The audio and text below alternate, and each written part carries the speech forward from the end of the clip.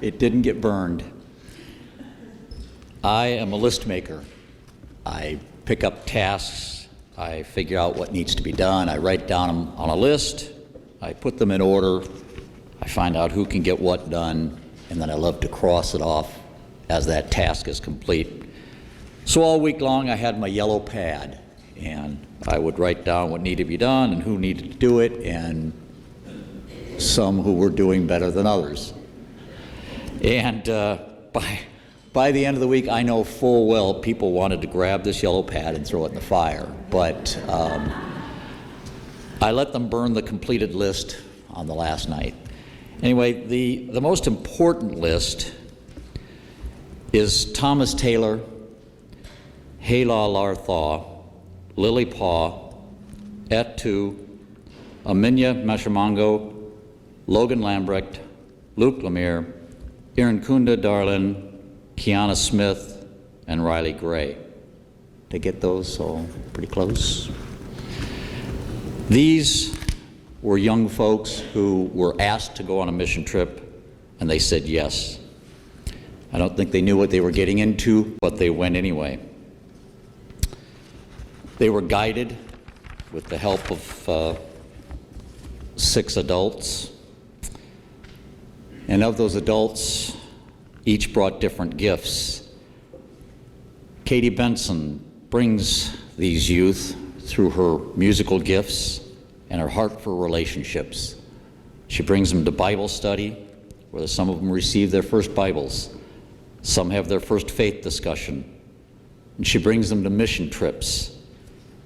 They get to see what mission really means, working to help others and showing the world the work of Christ. James and Sam bring them to prayer and devotions, some praying for the first time. Some offered the mealtime prayer, which came through being asked and them saying yes, maybe with some slight prodding, but they were encouraged that there is no bad prayer.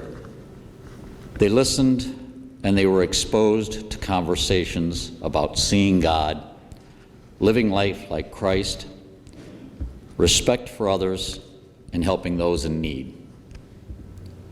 Ben Nevins, our fire builder. It seems like a simple task, but at the end of the evening, where did we all gather? To laugh, to talk, to listen to Luke play his guitar, and enjoy the evening. Sam not only led devotions, Sam was concerned about not being able to work because of his boot. All he did was provide us meals every day to nourish all the workers, and they were meals. They were 3 full meals every single day. I believe we gained weight. We could not outwork the calories he provided us with. It was a fantastic gift. Everyone jumped to get in line at every single meal for all the things that he provided.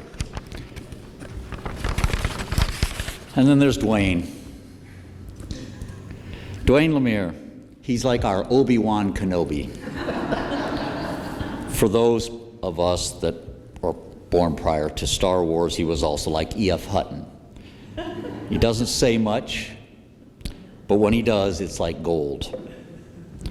He guides us through his knowledge, how to accomplish different tasks, but his gems during devotions or just talking about his experience, watching the young folks work and interact, will stop you in your tracks, and you say, that's why we do this. I didn't talk much about what we did on the trips. There's plenty, that's not a good picture.